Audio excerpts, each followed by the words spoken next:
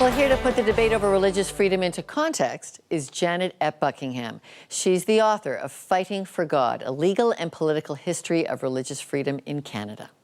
And Janet, this is a textbook on a hot subject. Why does religious freedom matter? Well, religious freedom is very important. As we know, Canada is a very diverse country. It's very pluralistic. It's very multi-religious. But people who have strong religious beliefs, it's part of their identity, is part of the core of who they are. And whether it's a Jew who doesn't eat pork, whether it's a Muslim who wears a headscarf or a Sikh who wears a turban, these things are deeply important to people who believe.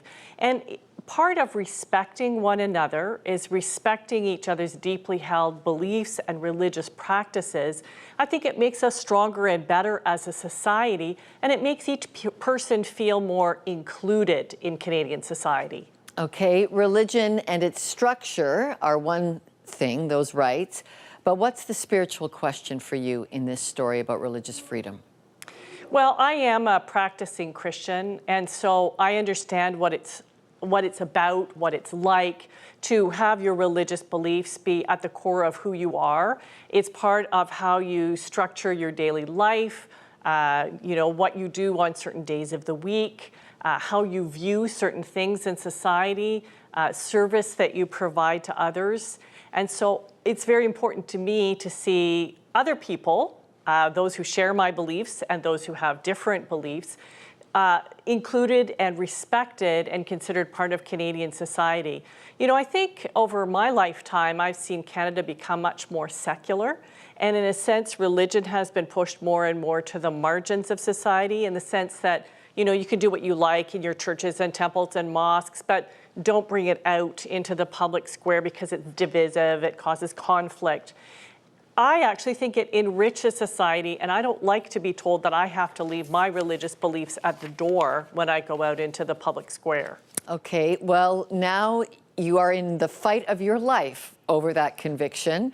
We're actually catching up with you in Halifax because you are at the Bar Association there, arguing for a Christian law school in Canada. It has been approved, but some people would say a Christian law school is an oxymoron. You take Christian views on homosexuality, on marriage, on parenting, on poverty, on justice. It's just a restriction of freedom. So make the case for us on why your opponents are not correct. Well, Trinity Western University is over 50 years old. It is a Christian university in the sense that all of our programs include a Christian worldview. And I mean, that can be everything from physics to anthropology. The university has a very broad range of subjects, and including graduate programs. And so adding a law school was a next step for us. We already have a school of nursing and a school of education, a school of business. So this is another professional program. But those who oppose the law school look at the community covenant of the university, and it is signed by all faculty, students, and staff because we consider ourselves a Christian learning community. And so we have certain Christian standards that we ask people who are at the university to respect. And one of those is that we define marriage in a traditional Christian approach as being between a man and a woman. And it's that little section that has caused a lot of problems. Our community covenant includes a lot of other things like treating each other with respect and living a healthy lifestyle, but it's that particular clause that has caused a lot of controversy. And so the question is really whether a religious institution is free to continue to hold a religious definition of marriage, which we argue it is under the Civil Marriage Act and under general religious freedom understanding by the courts over the years. And those who oppose say, no, there is one definition of marriage in Canada, and everybody has to accept same-sex marriage as being a legitimate part of Canadian life. Now, there are some other arguments that a Christian worldview is too narrow to understand, to be a lens through which you teach law, but all of the other programs at Trinity Western have this Christian focus. We don't just focus on a Christian understanding of any subject. It's just part of the curriculum to include that where at public universities, it's actually kind of excluded.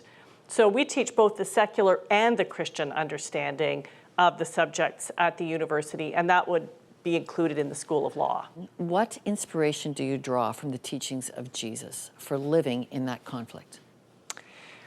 Jesus himself, if you read the Gospels, lived in intense conflict. There were many people who opposed him, including religious leaders, Jewish religious leaders, who challenged him many, many times over to prove who he was. And so he was living in a conflict situation, but he always treated people with dignity and with grace and as human beings. And he often reached into the core of who they were and touched lives. And I think in this particular conflict, in all circumstances, I want to be able to show that love and respect that Jesus showed for all people. And it's always important to recognize when you're a Christian and you're representing the Christian point of view, we always have to be acting like Christians and making sure that everything that we do reflects the beliefs and the love that we have for all people. Well, we covered it earlier this year on the Quebec Charter debate and the different faith groups there who want to be able to continue expressing themselves in public. Loyola is going to a Supreme Court battle shortly over its ability to hold its religious views. You've written, "Fighting over God, it's not the first time Canadians have faced these dilemmas, is it?" From the very beginning of Canada, there have been religious conflicts. It started with Protestant Catholic conflicts, but soon we had religious minorities. We had Jews, we had minority Christian religions like Mennonites and Doukhobors, and there have always been these frictions, these balancing of competing rights. But the positive thing is that we have come through it, and through it, we have developed strong laws that protect religious freedom in this country, including the Charter and human rights legislation. All right, Janet Buckingham, thank you very much. Thank you. After the break, I'll share my closing thoughts on why religious freedom matters.